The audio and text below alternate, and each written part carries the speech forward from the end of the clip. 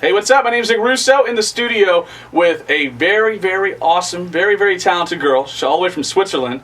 And this, my friend, is Celeste Buckingham. Celeste, how you doing? Hi. Welcome to Texas. Thank you. Thank you. I've got to tell you first, I've watched your music videos, and you're a monster on YouTube. Millions and millions of views.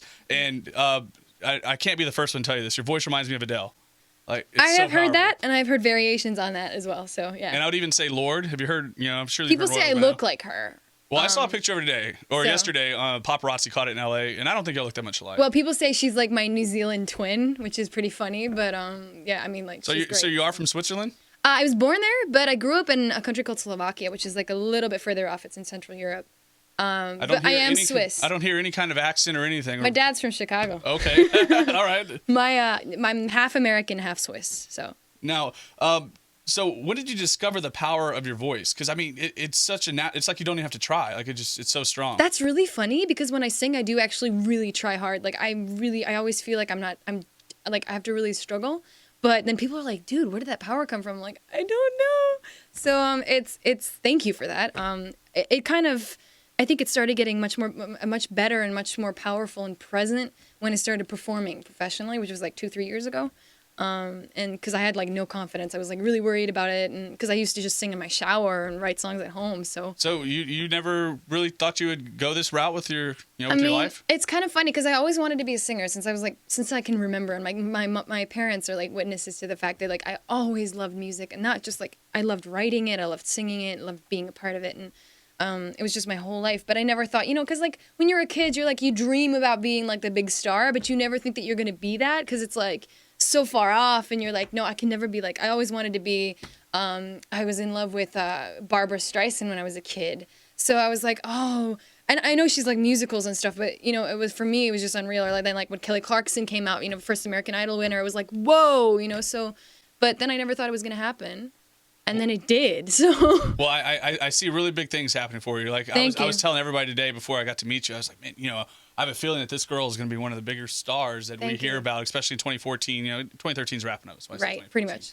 But now you just got signed to Pitbull's label. How long ago did this happen? A couple of months ago, around May. How did you get linked up with that? They found me. I'm going to be honest. They found me by accident. I mean, I had the views on YouTube, which really helped, and I was already doing my own thing in Central Europe. I'm not trying to make a big deal out of myself, but over there I am a pretty big deal. I did their version of Idol. I've been performing. I had songs on radio on top one, number one on top 20 charts for like 37 weeks straight. And wow, that's so impressive. I had things. I just won 6 awards this year. Wow, what were they? They were like 3 of them were basically the equivalent of Grammy awards. The other 2 were radio awards, for the longest singles and stuff. And so I had a lot going on, and then I came to Nashville to do songwriting. I had some other like minor offers, and also school. I'm a Belmont student, and my family lives in Nashville. Like my parents moved awesome. there, so I'm running around all over. I was already running all over the place, and Julian, who's in the studio with me today, found me on YouTube, and he's worked with Pitt for a very long time. Showed Pitt the video. Pitt supposedly only saw the first 30 seconds and said, get her. So Julian came to see me in Nashville. We talked, and my mom also was a big part of it. Love you, Mom. I'm saying hi because she can be here with me today. And that gives me goosebumps. That's such an awesome story because I had the same experience. Within 30 seconds, I listened to Run, and I listened to it, and it didn't, like I said, it didn't take me more than 30 seconds, and I was just like, holy cow! Like I can't believe how awesome she is. Thank you. I really appreciate that because that's my baby. That song is my baby. So. And now the song "I Was Wrong." How do you say his name? Mike Spirit is how you pronounce it. It's kind of a variation on his original name, and he's pretty big over where I'm from as well. He's way more into the hip-hop scene, obviously, but we tend to work together pretty well. So that's when we came up with I Was Wrong, which is another one of my favorites. But it's not quite my baby. Like so, Run, is Run, Run Gone your favorite? Because I saw you tweet about that. She's got 500,000. That is actually one of my favorites. Yeah, it's with my little sister. Hey, Carmel. She is a ridiculously good songwriter, and I'm not saying this because she's my sister. She's really good. And we've written together before, but because we're so different, we always had our arguments because she's more alternative and rock music. She doesn't tend to do too much pop.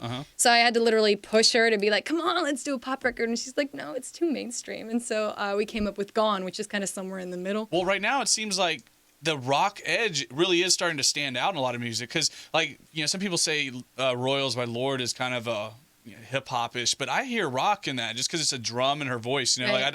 I think the the rhythm of her Yeah. singing could be deemed rap, but Right. it's like I hear rock, and she was I mean, very successful at She alternative because rock. she was on the cover of this edition of Billboard magazine, and it literally says Queen of Alternative, and I think that's like her vocal is so raw that I think there is that rock element to it, and I think that's really attractive because it's like. Even Amy Winehouse, who didn't really sing rock, had that element. Like sometimes The you're like, edge. she's so hardcore, and Amy Winehouse was this tiny little thing, you know. Like I mean, except for the huge beehive, which I loved. But you know what I mean? Like I agree. I think rock is coming back in, but I think we need to do like a transition. We can't just suddenly throw Queen on everybody. We need to be like, okay, whoa, No let's doubt. slide it in. Let's kind of sneak it in there. Well, a little bit. rock was always the rebels, like that. Right. The original rock and roll, because you go back to Elvis Presley, and nothing sounds like Elvis nowadays. Nope. And if you Unfortunately. if you played something like Elvis, though, people wouldn't even think that's rock and Right. roll, Right. And so I think, and that's where, like, I feel like EDM music too. Like I hear so much rock Yeah. in there, like the drums and the bass, and you go to those shows, it's like a rock concert. It's it's just the new age. Yeah, I love the fact that organic is morphing with electronic. I love, Avicii, Oh, Wake Me Up. genius. Dude, a genius song. I mean, and it does clubs, it does pop radio, but even people who love just listening to good vocals are listening I said to it. they could probably get away with it on country if they tried. Oh, they could. Oh, absolutely. Because it's You the see, Cotton Eye Joe. When I heard I it, know. I was like, oh my goodness. and like, the this rhythm is and the like- guitars. Yeah. I mean, heck yeah. I mean, I love that, because for a while, I think it was kind of the 90s, we were stuck in it's either pop or it's either rock or like, or it's rap, or it's it had to fit a genre. But I think at this point, people, and especially my generation, like we're like we have so much access to different kinds of music that we're not really picky anymore. We're like, if it sounds good to me, I'm gonna listen to it, regardless of what genre. I mean, of course, there are people who love a certain genre. Like I love soul, But that I love line's jazz, been blurred but more than ever. Blurred lines. There you go.